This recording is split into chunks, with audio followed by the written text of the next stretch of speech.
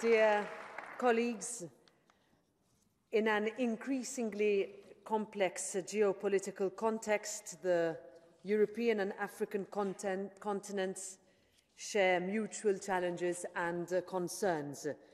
As a like-minded partner and a key strategic ally on the African continent, it is my pleasure to welcome President William Ruto of the Republic of Kenya to the European Parliament. President Ruto, this House has closely followed your commitment towards our shared values and democratic principles.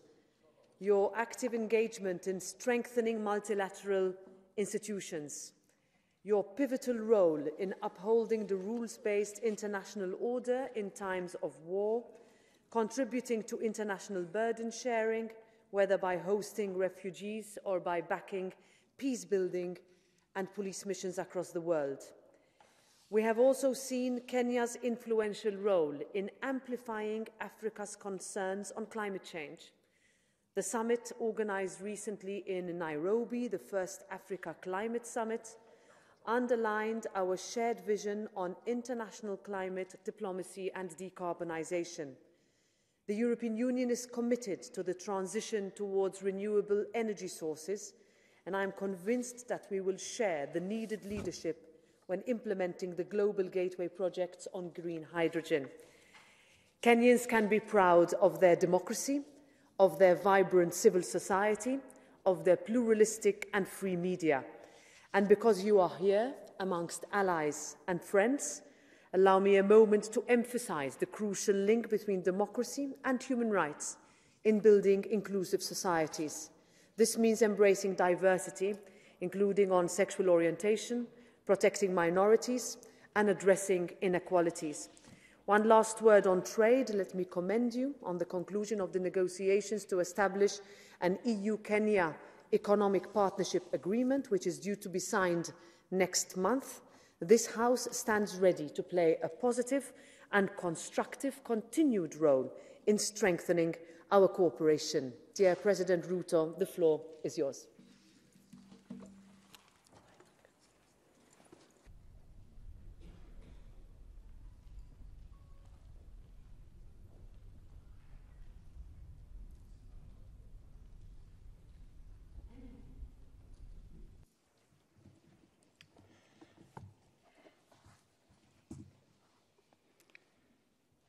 Thank you very much,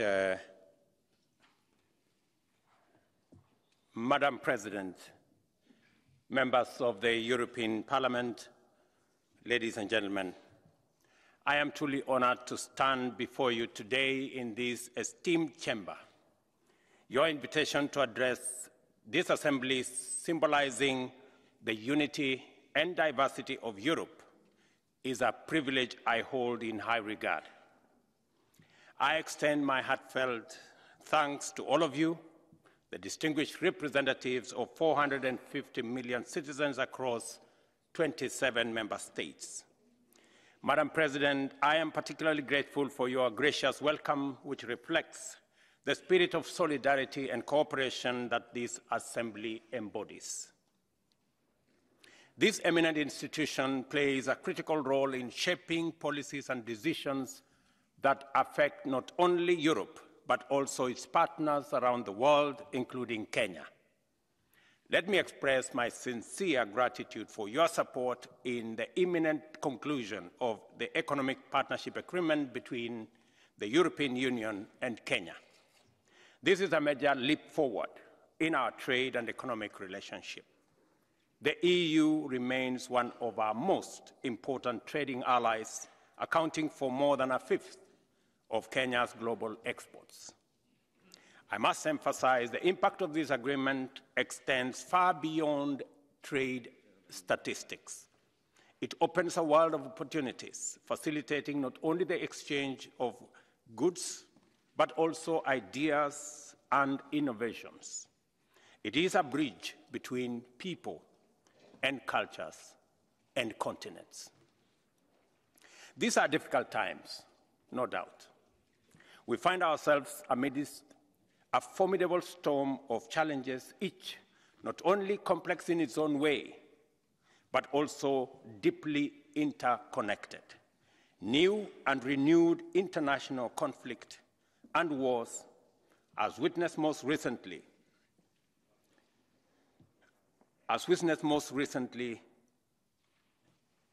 in Ukraine, Israel, and Gaza, the Sahel, the Sudan, Somalia, the DRC, creating widespread human suffering and deepening divisions in a period where global collaboration and unity are of paramount importance. Democracy is under pressure in many parts of the world, and multilateral institutions, once the hope for international solidarity, are struggling to maintain broad-based acceptance, relevance, and effectiveness. At the same time, progress towards the Sustainable Development Goals is unraveling.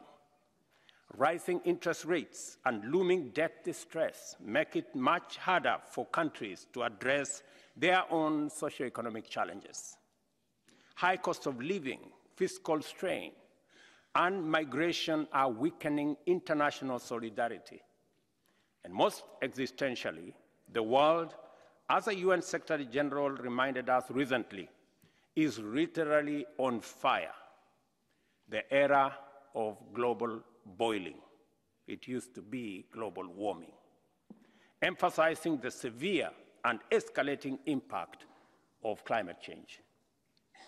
The escalating severity of climate change is particularly acute and poignant in Africa, a continent that, despite its minimal contribution to global emissions, finds itself at the forefront of environmental vulnerability. In Africa, with less buffers to address climate change challenges, we feel the impact more directly and more acutely. Consider, for example, the significant influence of high inflation rates on voting behaviors in your region, and I'm told you're going to elections shortly. Now imagine the impact of a year-on-year food price inflation exceeding 10% in sub-Saharan African countries, where food makes up a third of household expenses. These challenges are not isolated. They are interconnected layers of a complex historical, economic, and environmental narrative that the continent endures. Africa still carries the scars of colonialism, which remain visible in the economic and institutional dependencies that continue to hinder progress and perpetuate social and political fragility. Acknowledging these issues is important, but focusing solely on them risks obscuring the broader horizon and opportunity. The adversarial North versus South dynamic has not served us well, denying us the opportunity to leverage each other's strengths. Similarly, the East versus West divide is untenable and counterproductive, working against the interests of all of us. Climate change has introduced a new dimension into this complex equation. While it poses an existential threat, climate change has also emerged as a leveling force, equalizing us all in the face of a shared global challenge, transcending all divides, north-south, east-west, developed or developing.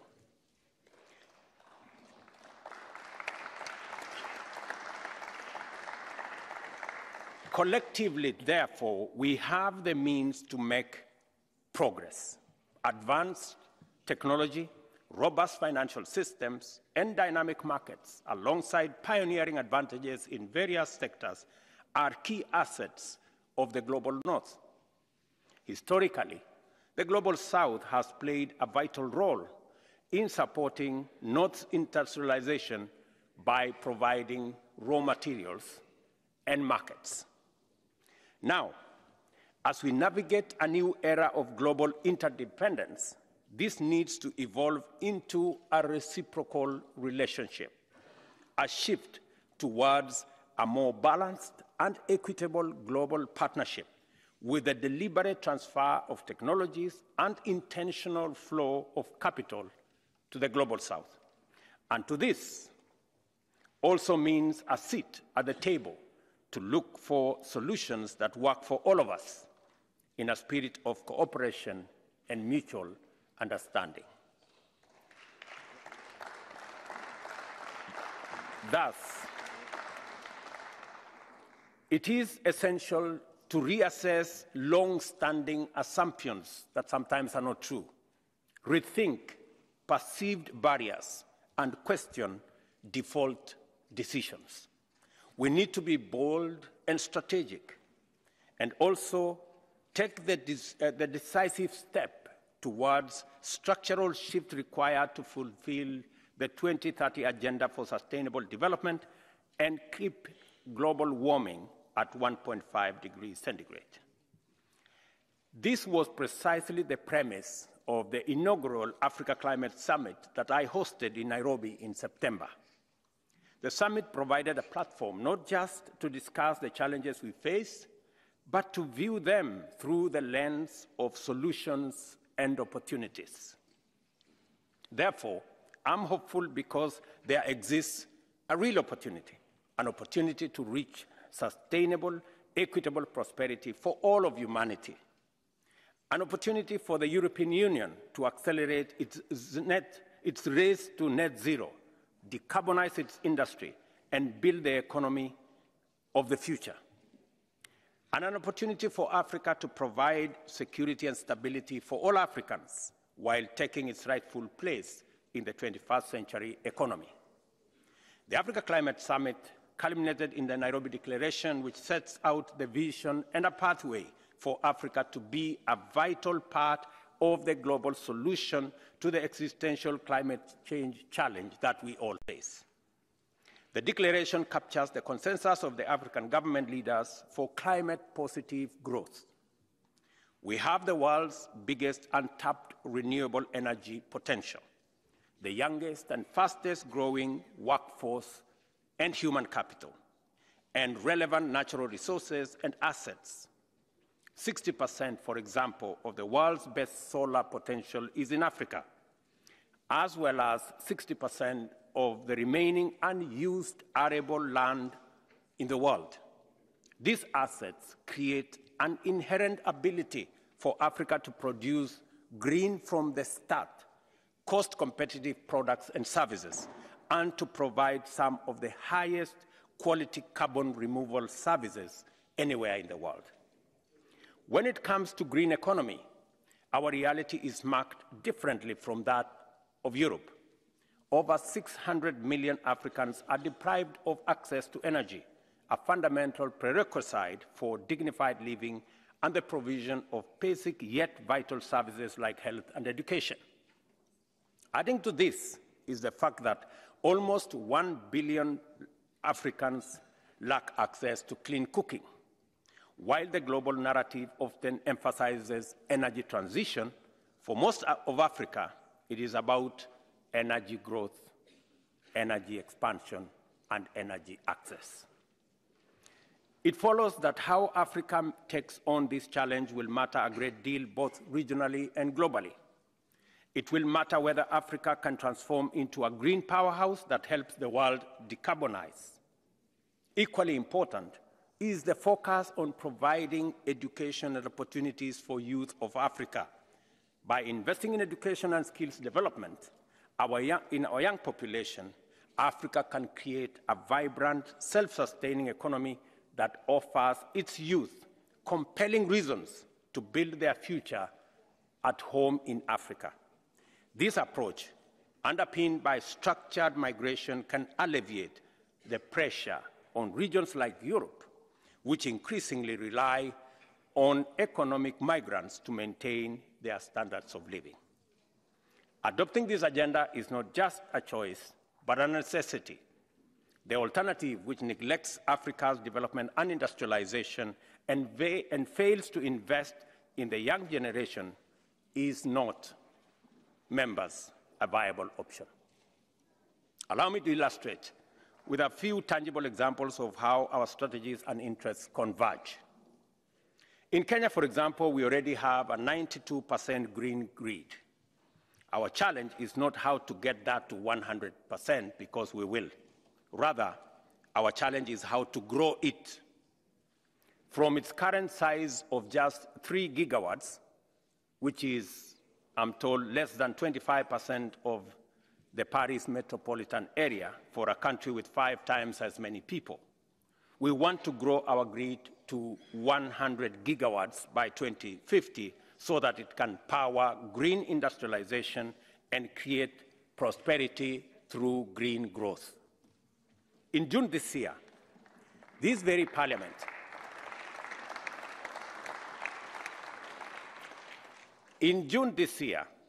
parliament adopted legislation to create the enabling environment for the domestic production of 10 million tons of green hydrogen by 2030 and the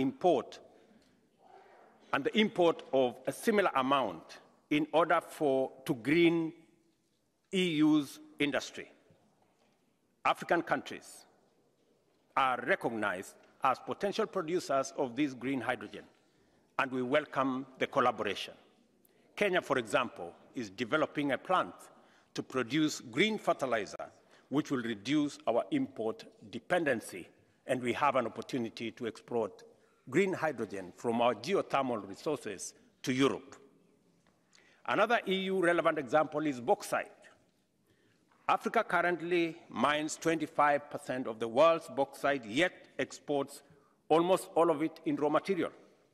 If Africa's renewable energy potential were deployed to smelt currently mined bauxite into aluminium, we could save millions of tons of CO2 equivalent and generate hundreds of thousands of jobs in our continent. And aluminium is just one example of many. Green steel is another. Not to mention Africa's significant global deposits of critical minerals, or our potential to produce sustainable fuels. By tapping into these resources and employing green technologies, Africa can contribute significantly to global decarbonization efforts while boosting its own economic development, creating a win-win scenario for both the continent and the world, while Africa, as a source of raw materials and market for finished products, contributed to Europe's industrialization. There has been tremendous growth in technology and capital. It is, ladies and gentlemen, I request, it is the turn for Europe to deploy their technologies and capital to now unlock the huge green energy resources to drive green industrialization using the natural resource endowments in the continent, global green products and services, create jobs, and at the same time, decarbonize Europe and global growth.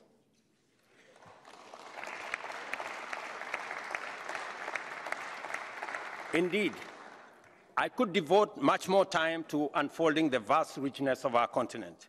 Yet, the path to realizing Africa's full potential is paved with significant challenges. Let's consider some sobering facts. In the last 2 decades, global investments in renewable energy soared to an impressive $3 trillion US. But only a fraction of this, $60 billion US, or just 2%, found its way to Africa, despite our enormous potential and urgent energy needs. A critical obstacle in this journey is the prohibitive high cost of capital. Private investors are demanding high premiums, in great part on perceived risks. Consequently, we are burdened with borrowing costs at least 5 times higher than those of advanced economies, creating a vicious cycle of debt. This disparity not only hinders our progress, but also makes any meaningful development financing unattainable. This situation is indefensible, both morally and economically, and changing it is possible. Changing it is possible, but it requires our collective will and resourcefulness. Above all, it requires new forms of cooperation that are based on mutually beneficial strategies. Europe has been an ally and a partner to Africa for many years, encompassing a broad spectrum of initiatives that are very important for our continent, from economic cooperation that fosters trade and investment, to the vital steps taken in energy and climate change through initiatives like the Africa-EU Energy Partnership, and we are making very steady progress in that direction. Our collective efforts in peace and security, notably supported by the African Peace Facility, have been influential in promoting stability across the continent. In education and research, programs like Erasmus+ have opened new horizons for our youth, while joint efforts in health have underscored the importance of robust health systems. We are working together on migration management, focusing on issues such as combating human trafficking and addressing the root cause of irregular migration. And initiatives such as the Global Gateway have the possibility to open new avenues for cooperation. But we can, and we must do more.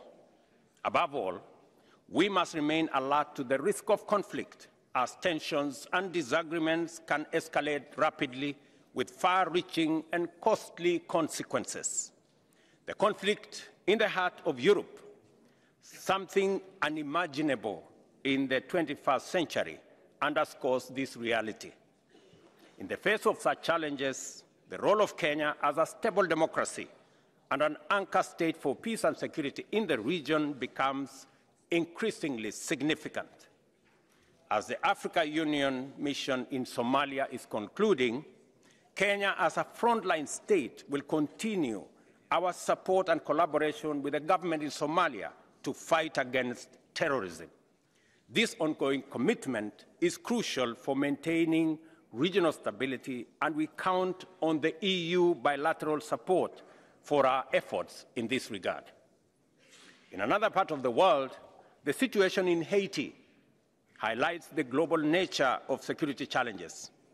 Grounded in United Nations resolutions, multinational security support mission will need some 5,000 men and women to address the challenge posed by armed gangs, estimated to be around 9,000. Currently, about 8 countries, including Kenya, are willing to contribute their forces to Haiti, but there is a clear need for assurance of international support. The support from the EU will be instrumental in bolstering the initiative, providing the necessary resources, including legitimacy. Madam President, members of this great august House, fostering long-term peace and stability goes hand in hand with building sustainable economic foundations. And Africa is mapping out the road for green industrialization and prosperity so that it can play its rightful role in shaping a better future for all. In this endeavor, the partnership with Europe and Africa must embody a reciprocal relationship grounded in shared objectives and cooperative effort. This synergy has the power to drive transformative results for both continents. Concrete actionable steps are the key to realizing this mutually beneficial vision. Firstly, Africa's journey to become a green industrial powerhouse needs the right type and amount of capital, especially in renewable energy and infrastructure. Such investment could catapult Africa to a future where energy access is universal by 2030, simultaneously slashing emissions from energy generation in Africa by 80%. Secondly, there is a necessary complement to capital, market access. In fact, one of the biggest contributions that EU can make to both addressing poverty in Africa and achieving global climate goals is through its demand for green products and services, including for carbon credits. Africa wants to compete. Crucially, we are not asking for further exemptions or a lower bar, but with high requirement on quality and integrity.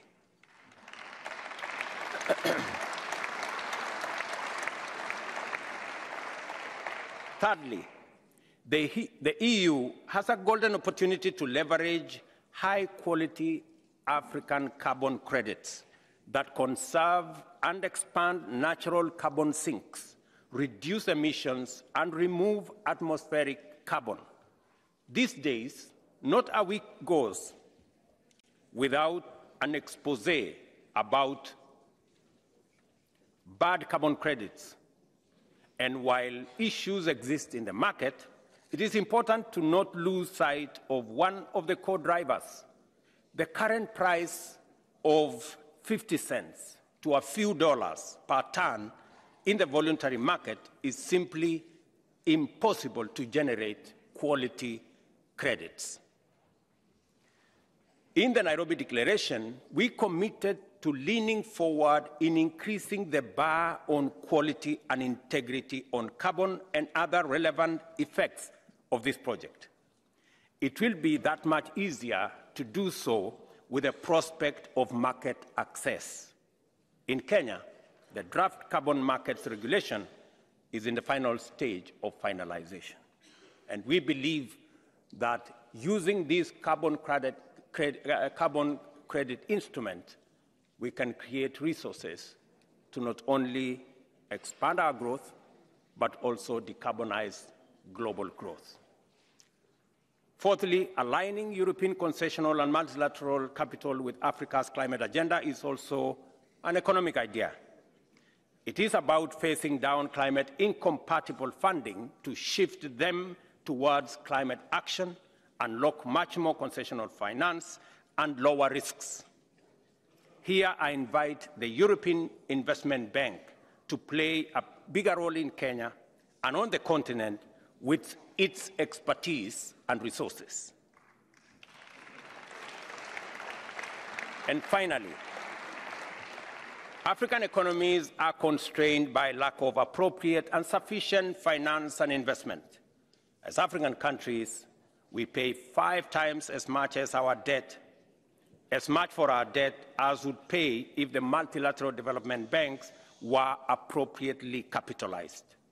Those seeking investment for private projects face high costs of capital and unhelpful short tenures driven by both real and perceived risk factors.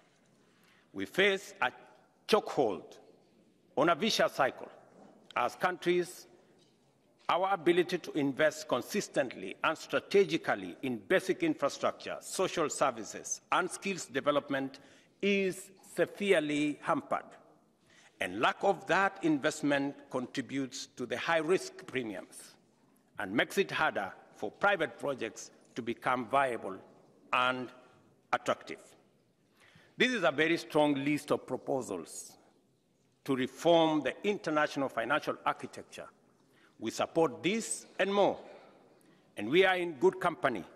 For example, the implementation of the Capital Adequacy Framework review of the MDBs has broad-based support across G7 and G20. Yet our path to action is a bit too slow.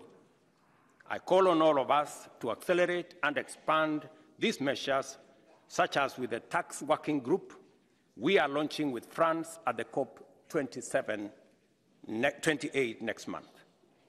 Lastly, Europe's experience in workforce development and reskilling offers invaluable insights. By learning from Europe's successful models in education and vocational training, we can build capacity and equip our youth with the competencies required in an evolving global economy. Members, Europe is a significant investor and trade partner in Africa, a relationship that has been fruitful over the years.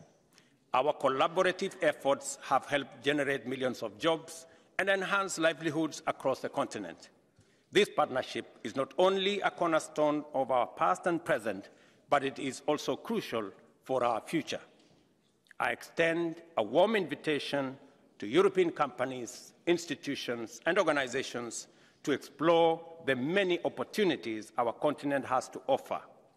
Join us in a collaborative endeavor to unearth and develop solutions that leverage our respective strengths, drive innovation, and benefit not only Africa, but also contribute to global progress. Because our story does not stop with our two continents, this is a global story. The demands of our time are great and full of uncertainty. Addressing this effectively hinges on a robust commitment to multilateralism and international cooperation. However, it is increasingly clear that the institutions and structures established in the 20th century are not fit for purpose anymore. We must ensure they are equipped to address contemporary challenges and pave the way for inclusion, equality, and prosperity. This calls for a fundamental redefinition of international cooperation. We must move beyond arrangements that perpetuate cycles of indebtedness and dependence. Our aim should be to bring about real, additional financing that does not merely escalate debt burdens or facilitate the extraction of profits. Cooperation that does not lock in developing countries in fossil fuel dependency, but allows them to advance alongside the rest of the world in the transition to sustainable energy. Genuine partnerships that prioritize people and their well-being on a livable planet. In today's interconnected world, where the fortunes of all nations are tightly woven together, a new era of cooperation and collective action is necessary for a prosperous and peaceful world. In the face of threats that transcend borders and oceans, it is essential to adopt a clear-sighted and unified approach to confront climate change, combat poverty, and tackle conflict. Madam President,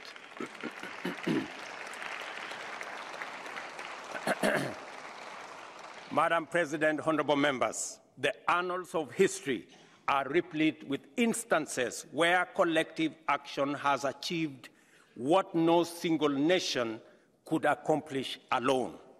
We are acutely aware that our decisions and actions will significantly shape the 21st century. Years from now, future generations will reflect on this era, scrutinizing the choices we make in this moment.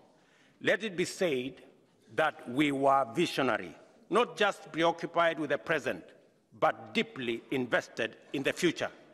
Let our legacy be one of foresight, collaboration, and solidarity.